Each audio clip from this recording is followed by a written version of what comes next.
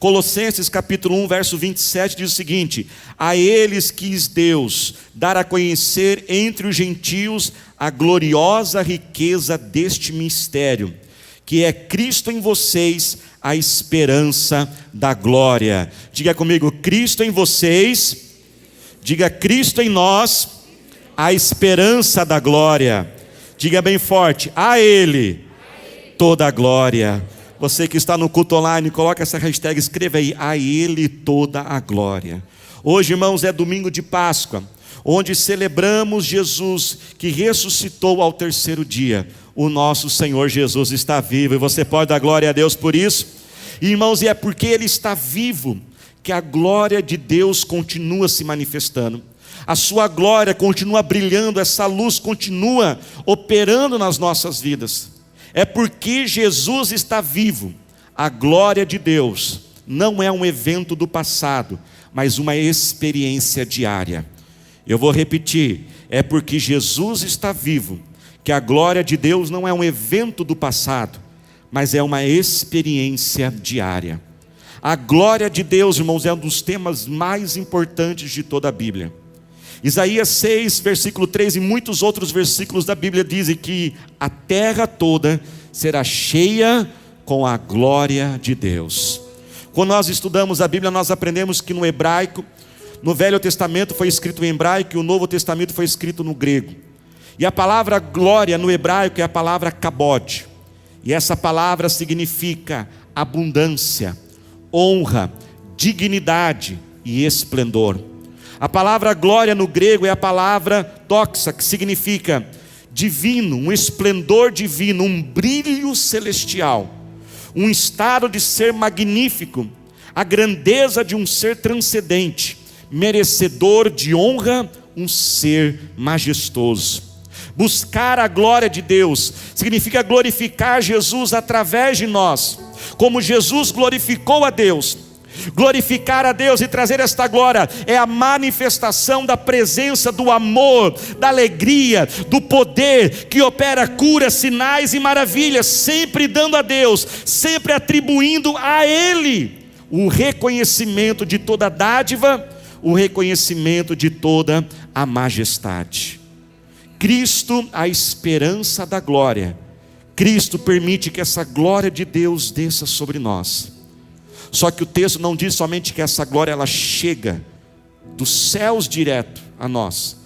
A Bíblia diz que Cristo em vocês, Cristo em nós. Diga comigo: Cristo em mim, a esperança, diga mais forte, a esperança da glória.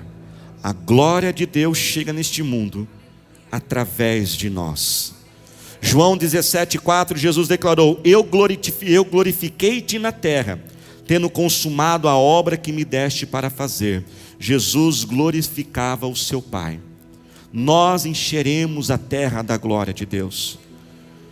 Eu sempre li esse versículo desde pequeno e às vezes eu ficava pensando: o que significaria a terra ser cheia com a glória de Deus? Seria que talvez um astronauta ele ia olhar a Terra lá do universo, ia olhar assim e ver um círculo de brilho na Terra? Seria algo que a gente iria andando e ficaria vendo assim uma espécie de uma fumaça, alguma coisa, como até aconteceu em algumas passagens do Velho Testamento? Não, irmãos, a partir de nós, a partir de você, a partir da igreja de Cristo, esta glória ela enche a terra através dos filhos de Deus, através de cada cristão. Cada crente ele carrega essa glória, cada crente carrega essa presença de Deus. É isso que quer dizer quando a Bíblia diz que o Espírito Santo, que nós somos o templo do Espírito Santo. A expressão nós somos templo do Espírito Santo não significa que eu não preciso estar com os meus irmãos porque eu sou igreja sozinho, não. Ninguém é igreja sozinho, juntos nós somos igreja. Quando a Bíblia diz que agora nós somos o templo do Espírito Santo, significa que essa glória de Deus, essa presença, ela não é mais exclusiva só no lugar do mundo, só naquele templo lá em Jerusalém, aonde um crente chega, ele é um vaso desta glória que está chegando naquele lugar. Você e eu carregamos a glória de Deus. E quanto mais a igreja, quanto mais os filhos de Deus se espalharem por essa terra, a terra será cheia da glória de Deus através de cada um de nós. Enquanto que Colossenses 1:27 nos dá o alvo maior, como um farol, Cristo em nós, a esperança da glória, Mateus 5,14 descreve como isso acontece na prática. E olha o que diz Mateus 5,14 acerca de nós, é acerca de você esse texto que Jesus está falando. Jesus está dizendo para mim e para você: vocês são a luz do mundo. Não se pode esconder uma cidade construída sobre um monte, e também ninguém acende uma candeia e coloca debaixo de uma vasilha. Ao contrário, coloca no lugar apropriado, e assim ilumina todos os que estão na casa. Assim brilha a luz de vocês diante dos homens, na frente deles, para que vejam as suas boas obras e glorifiquem o Pai de vocês que está nos céus. A primeira grande verdade nesse texto, irmãos, é que nós somos chamados para brilhar. Nós somos chamados para trazer essa luz. Nós somos chamados para carregar. E Deus está perguntando: a quem eu enviarei?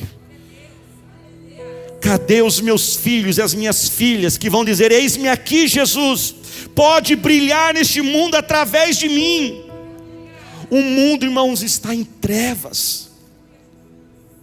Nós não podemos nos esconder. Chega de ser um crente 007, agente secreto que ninguém sabe.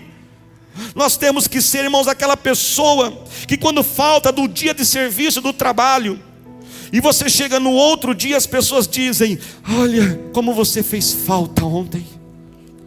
Olha, ontem você não veio trabalhar, a gente percebeu que estava diferente as coisas aqui, porque quando você chega, há um brilho, há uma luz de Cristo. Nós não podemos, irmãos, nós não podemos deixar que o Espírito Santo ele fique só preso dentro de nós. Não é hora de se esconder, não é hora de deixar ministérios, não é hora de dar um tempo, não é hora de dizer: eu não tenho fé, eu não tenho as condições. É hora de dizermos: Senhor, eis-me aqui, usa a minha vida para brilhar neste mundo.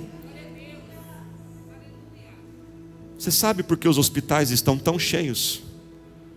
Eles não estão só cheios por causa dessa doença. Não é só por causa disso.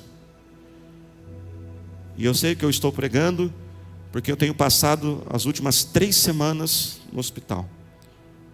Meu sobrinho, nós estamos orando por ele e cremos que Deus vai dar a cura completa e total.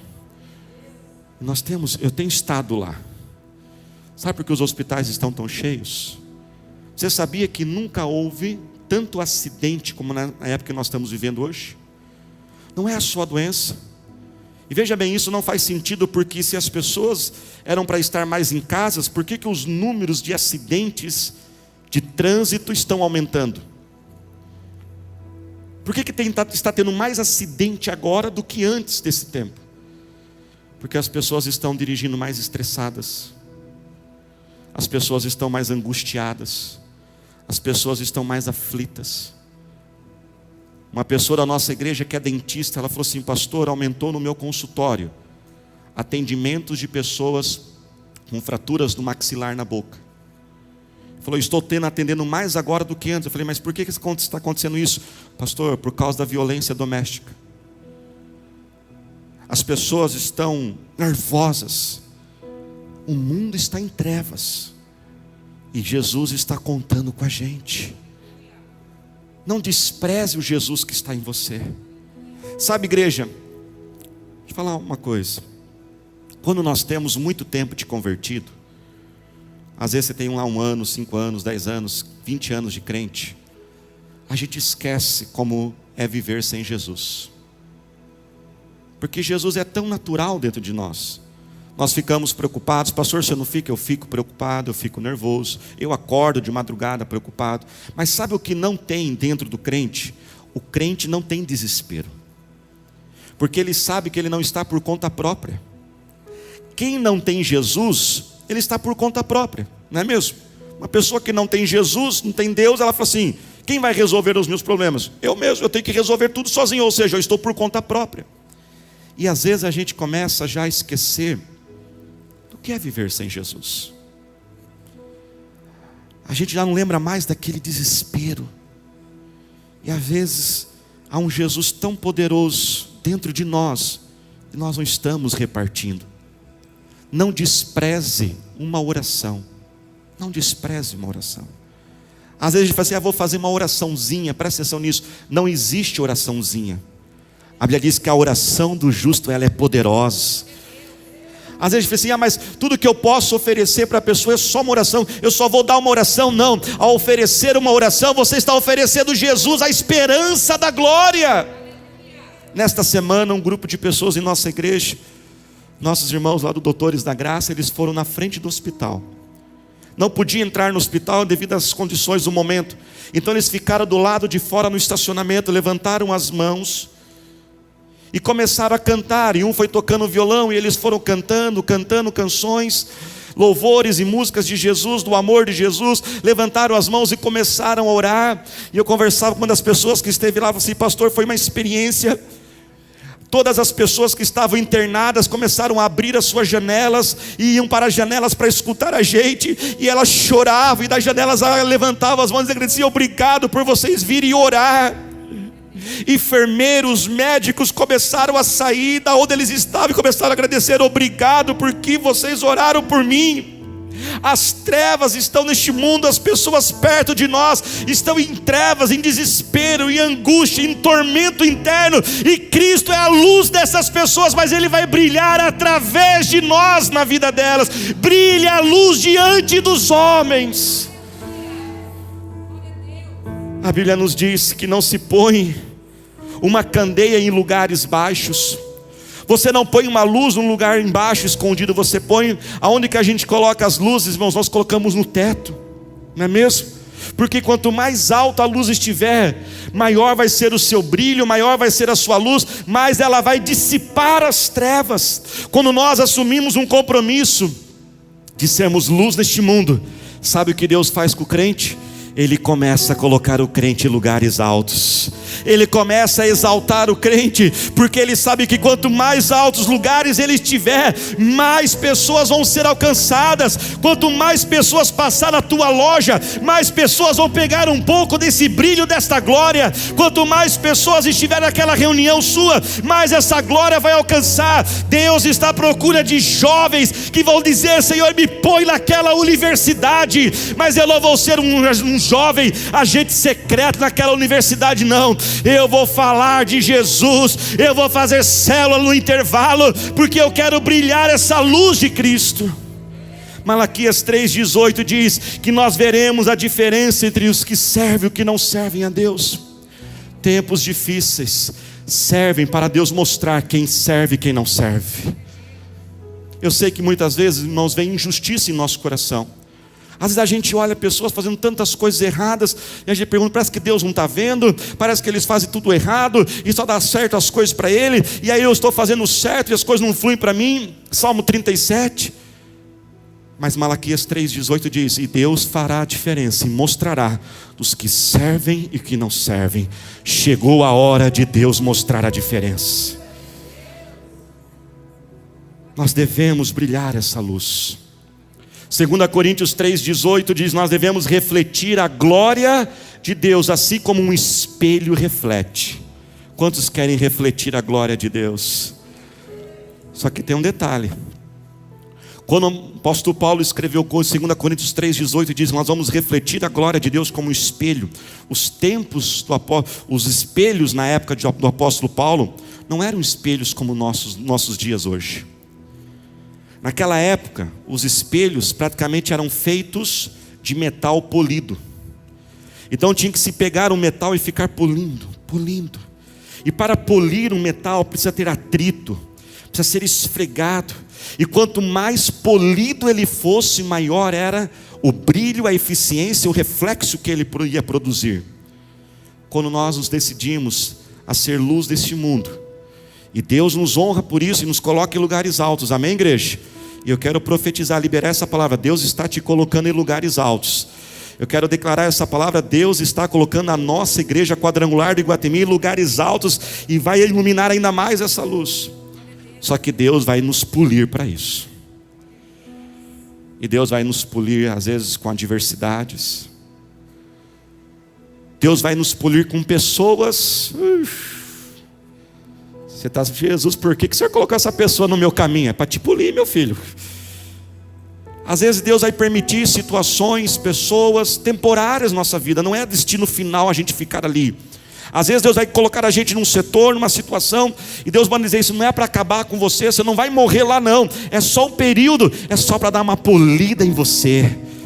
Esse período é para polir a gente, para deixar a igreja mais forte, para levantar mais gente para servir a Jesus e levarmos Jesus. Enquanto o inimigo pensou: agora a igreja não pode ter culto, Jesus entrou mais em muitas casas, Jesus está entrando. Eu sei que talvez não está sendo fácil esse polir de Deus. Deus está usando essa enfermidade para liberar em você uma unção de cura divina. Porque quando você passa pela dificuldade, você entende melhor, você compreende melhor aquela situação. Por isso Deus manda dizer: não saia das minhas mãos, meu filho e minha filha. Por mais difícil que esteja sendo esse processo do polir, deixa eu trabalhar na sua vida. E o texto termina dizendo em Mateus 5, do 14 ao 17, que devemos brilhar a luz de Cristo diante dos homens e colocá-las em lugares altos, para que, devido às nossas obras, que através das nossas obras o Pai seja glorificado. São nas nossas obras que Jesus é glorificado. E estas obras, irmãos, não é somente o servir nos ministérios, o que é algo muito importante. E devemos sim. Olha que algo maravilhoso. Presta atenção nisso. Jesus era completo, amém, igreja? Jesus era perfeito. Jesus, ele foi completo em todos os dons. Jesus tinha todos os dons. Jesus, ele tipificou todos os papéis. Jesus foi profeta, Jesus foi sacerdote, Jesus foi mestre, Jesus foi pastor. Jesus tinha todas as áreas, só que nós não temos todas as áreas. Nenhuma pessoa é tudo, nenhuma pessoa tem todos os dons. Então agora você vai entender quando a Bíblia diz que a igreja, ela é o quê? O corpo de Cristo. Nós vamos ajuntando. Olha que algo lindo. O Jesus em mim vai ajuntando com o Jesus em você. E os nossos dons, os nossos talentos, nós vamos nos organizando e nós vamos nos ajuntando e formamos o corpo de Cristo aqui na terra. Deus vai usar alguns para a misericórdia, para a ação social. Deus vai levantar alguns para serem os intercessores. Outros vão levantar as pessoas e nos conduzir em adoração. Outros vão ensinar a palavra de Deus. Outros vão servir nos ministérios, na estrutura, na técnica, na organização. E todos nós juntos somos igreja. Por isso, levante sua mão e diga assim: eu amo Jesus, mas eu também amo a igreja. Se coloque de pé glorificando ao Senhor Jesus. Nós vamos dar glória a Jesus, irmãos, nos nossos negócios, com ética, com caráter, nas nossas finanças. Nós vamos glorificar a Jesus tratando bem uns aos outros. Uma esposa vai glorificar Jesus respeitando o teu esposo. O maridão vai glorificar Jesus tratando a esposa com carinho e não gritando com ela, e não ficando em silêncio. Homens, presta atenção, os homens casados. Eu sei que nós homens temos uma tendência de ficarmos mais quietos, e quando a pressão vem a gente fica mais quieto ainda. Mas vamos lembrar que o nosso silêncio é uma tortura para as nossas esposas e faz muito mal para elas. Filhos glorificam a Deus honrando seus pais. Pais glorificam a Deus quando educam seus filhos de forma justa, sem irritá-los. Glorificamos a Deus sendo funcionários de excelência. Glorificamos a Deus servindo a Deus com excelência. Glorificamos a Deus quando somos obedientes aos nossos líderes. Que brilhe a luz de Cristo diante dos homens. O mundo está nos vendo. Nunca me esqueço uma palavra que certa vez de um grande missionário ele disse. Ele falou o seguinte: pregue a palavra o tempo todo. O tempo todo nós devemos pregar a palavra. E quando for necessário, a gente usa as palavras. Quando for necessário. Que nós possamos ser Jesus aonde estivermos. E esse dia Jesus preparou e separou, porque hoje é o dia dele derramar a glória dele sobre a nossa vida.